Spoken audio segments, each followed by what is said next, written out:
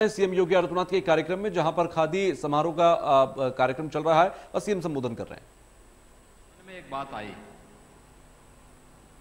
कि इस भीषण आपदा और अतिवृष्टि का सामना करते हुए जो लोग इस प्रदर्शनी में विगत 3 दिनों से हैं,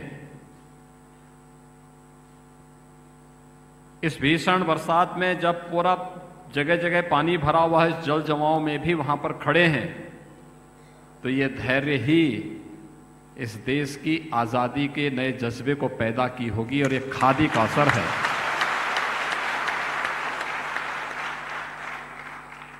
जब हम खादी की बात करते हैं तो खादी जुड़ता है हमारे स्वदेशी से, और खादी जुड़ता है हमारे सम्मान से, और खादी जुड़ता है हमारे स्वावलंबन से। प्रधानमंत्री मोदी जी ने इस सदी की सबसे बड़ी महामारी के दौरान इस देश को एक नया मंत्र दिया, आत्मनिर्भर भारत का। आत्मनिर्भरता के लक्ष्य को प्राप्त किए बगैर कोई देश और कोई समाज सम्मान पूर्वक अपने जीवन को आगे नहीं बढ़ा सकता और स्वावलंबन का जीवन नहीं गुजर बसर कर सकता।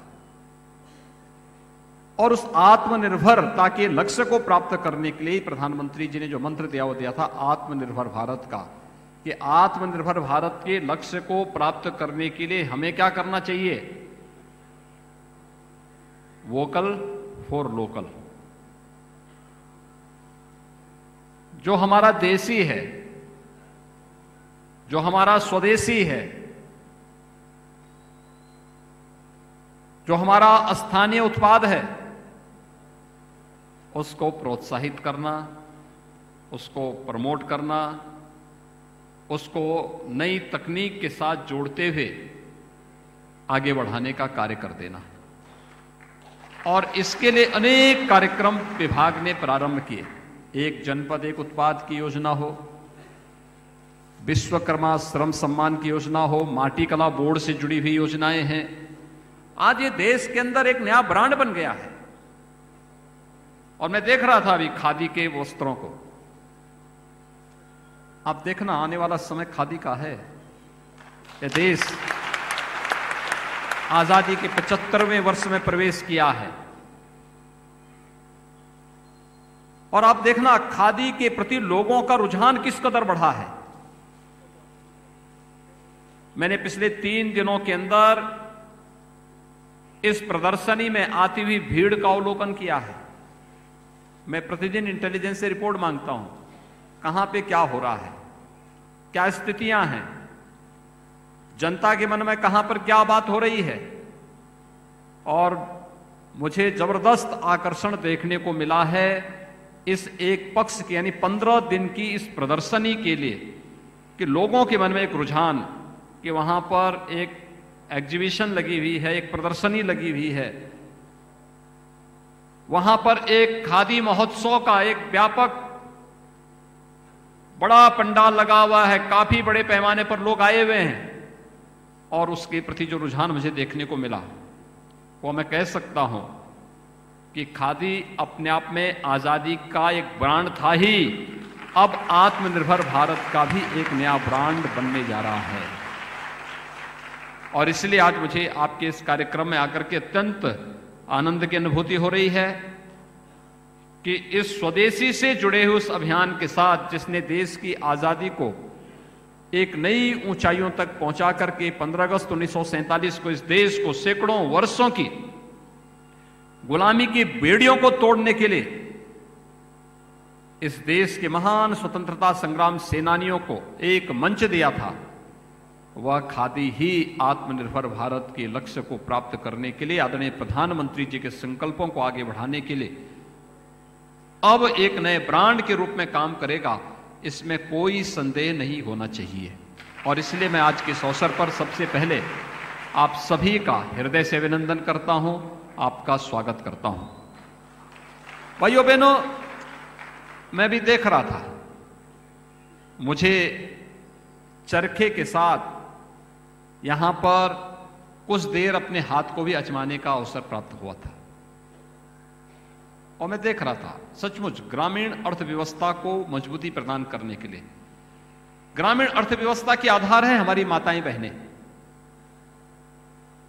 अगर उनको कार्य मिले, घर गृहस्थी के सामान्य कामकाज के बाद अगर वे कुछ भी गांव में कुछ कारोबार अपना शुरू करके कुछ पैसा कमा लेती हैं तो वह परिवार अपने आप खुशहाल हो जाएगा। ग्राम स्वराज की परिकल्पना को साकार करने में उससे मदद मिलेगी। और उस कार्यक्रम को मैं देख रहा था, विभाग ने विगत 3-4 वर्षों के अंदर प्रधानमंत्री मोदी जी की प्रेरणा से बहुत कुछ नया किया है। जैसे पहले मैनुअल चरखे हुआ करते थे, उसको सोलर चरखे के साथ जोड़ दिया। अभी मैं देख रहा था सोलर चरखे को, मैंने पूछा भाई सोलर चरखे से कितना आपके एक दिन की कमाई कर सकते हैं? उसने कहा कि 300 से लेके 700-800 रुपए तक। हथकरघा में देख रहा था कितने तक कमाई कर सकते हैं एक दिन में, वो कह रहा था 600 से लेके 1000 रुपए तक प्रतिदिन कमाई कर सकता है। यानी ये अपने सामान्य कामकाज को करने के साथ थोड़ी सी तकनीक के साथ अगर हम उसको जोड़ देते हैं, वह व्यक्ति की कार्य क्षमता को भी बढ़ा देता है और साथ साथ उसकी इनकम को भी बढ़ा देता है। और यह हमें समय के अनुरूप उसे आगे बढ़ाने की आवश्यकता है।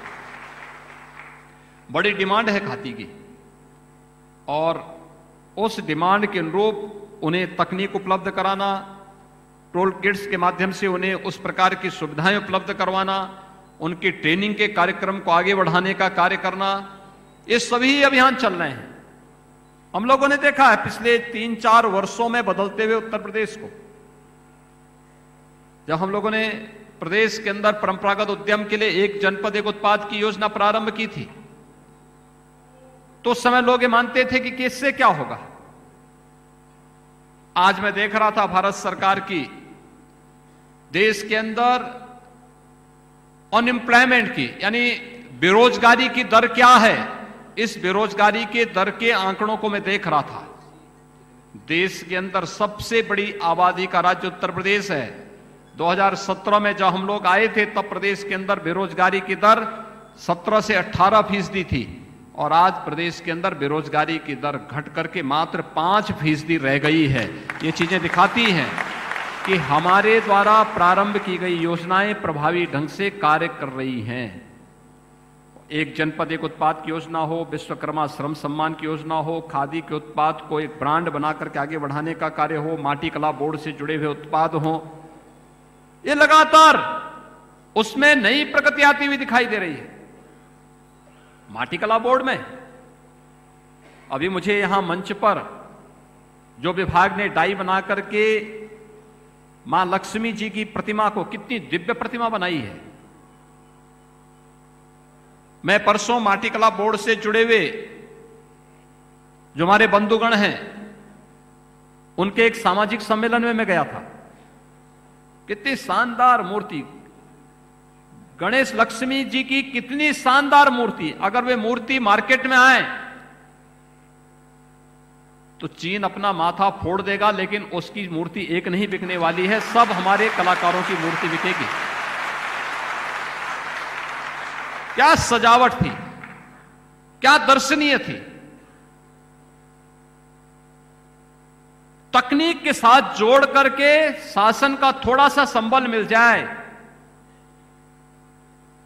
तो हमारा यह ब्रांड मार्केट में छा जाए और मार्केट में पूरा इनका अपना कब्जा दबदबा हो जाएगा।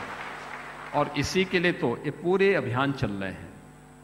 मुझे प्रसन्नता है कि विभाग ने इस दिशा में कुछ अच्छे कार्यक्रम किए हैं, जिसमें अभी लाभार्थियों को पंडित दीनदयाल उपाध्याय खादी विपणन विकास सहायता योजना के चेक और ऋण के प्रमाण पत्र और राज्य स्तरीय पुरस्कार तथा पंडित दीनदयाल उपाध्याय रेशम उत्पादकता पुरस्कार वितरित किए गए हैं। जिन महानुभावों को ये पुरस्कार प्राप्त हुए हैं उन सबको मैं अपनी सरकार की ओर से हृदय से बधाई देता हूं, उन सब के प्रति अपनी शुभकामनाएं व्यक्त करता हूं। भाइयों बहनों, हम सबको इस बारे में ध्यान रखना होगा कि प्रदेश सरकार और भारत सरकार दोनों मिलकर के इस दिशा में बेहतरीन प्रयास कर रही हैं। और उन बेहतरीन प्रयासों का परिणाम है कि विगत 4 वर्ष के दौरान 1,68,000 से अधिक लोगों को सीधे सीधे रोजगार उपलब्ध करवाने का कार्य किया गया और 21-22 में लगभग 50,000 लोगों को इस रोजगार के साथ जोड़ने का लक्ष्य रखा गया है। कोरोना कालखंड में भी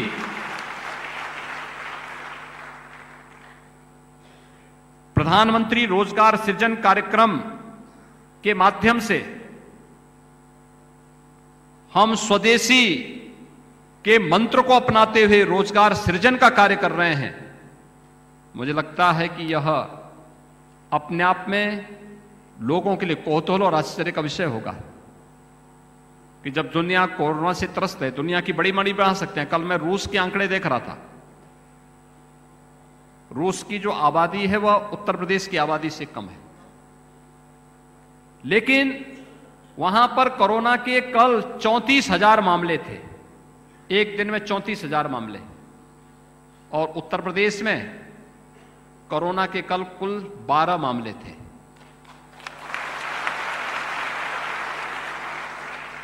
अंतर महसूस हो जाएगा। यानी ये जो जज्बा है, ये जज्बे ने ही इस सदी की सबसे भीषण महामारी का सफलतापूर्वक सामना करते हुए इस कार्यक्रम को आगे बढ़ाने का कार्य किया है। पंडित दीनदयाल उपाध्याय खादी विपणन विकास सहायता के अंतर्गत 17-18 से 20-21 तक 307 खादी संस्थानों के 33 करोड़ 37 लाख 62 हजार रुपए के दावों का अब तक भुगतान किया गया है। इसमें खादी संस्थाओं के लगभग 1,61,345 कामगारों को 9 करोड़ 52 लाख 92 हजार रुपए की प्रोत्साहन बोनस का भी भुगतान किया गया है। 21-22 में 136 खादी संस्थाओं को 4 करोड़ 87 लाख 33 हजार रुपए के दावों का भुगतान किया गया है, जिनमें 25,474 कामगारों को 1 करोड़ 65 लाख 70 हजार रुपए के प्रोत्साहन बोनस का भी भुगतान किया गया है।